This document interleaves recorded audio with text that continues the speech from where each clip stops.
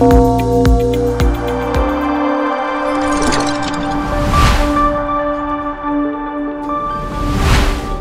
Business today आज मुख्य खबर रास्ता पाई सब निर्वाचन मंडली को 1 कोटी लेखाएं अनुदान।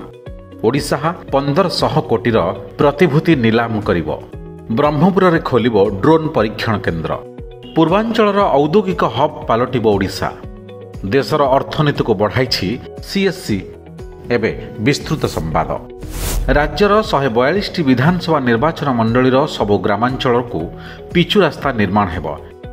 एथिपाई ग्राम्य उन्नयन विभाग पक्षरु प्रति निर्वाचन मंडली को वर्ष को 1 कोटी लेखाएं अनुदान दियाजिबो। तेबे 5टी विधानसभा निर्वाचन मंडली रे कौनसी ग्रामांचल नथिबारु सेगुडी को एही योजनारू बाद दिया जाइछि। राज्य सरकार प्रतिभूति निलाम करी 1500 कोटी टंका संग्रह करिवे। भारतीय रिजर्व बैंक पक्षरु जारी करा जायथिबा तथ्य अनुसार ओडिशा सरकार 3 वर्षिया अवधिर 500 कोटी टंका एवं 12 वर्षिया अवधिर 1000 कोटी टंकार प्रतिभूति निलाम करिवे। रिजर्व बैंकर ई कुबेर व्यवस्था रे एही निलाम हेबो एवं एथिपई व्यक्तिविशेष और संस्था गुड़िक बिड दाखल करि परिवे। ड्रोन विकास करिबारे राज्यर स्टार्टअप गुड़िक जातीय स्तर में सुनाम अर्जन करिसंती। एही क्षेत्र में से भली संस्था गुड़िक साहाय्य करिबा पई राज्य सरकार एक ड्रोन परीक्षण तालीम और प्रसार केन्द्र खोलिबाकू जाउछंती। ब्रह्मपुर गोपालपुर ब्लॉक अधीन रंगीलुंडा विमान बंदर रे एही केन्द्र खोलिबो बोली योजना रहिछि।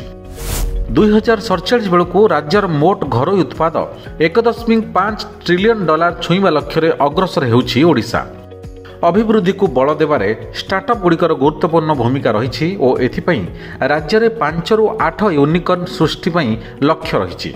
सेहीपरि 15टी जिले में इनक्यूबेटर स्थापन पर योजना रही विजन डॉक्यूमेंट 2036-2047 रे घोषणा करा जायछि।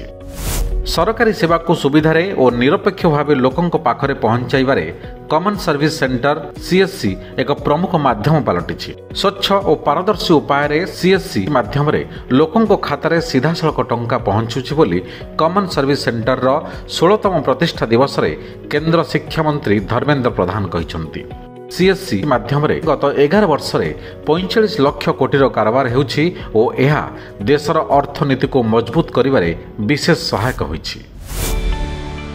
It's all of your business. Business breaking.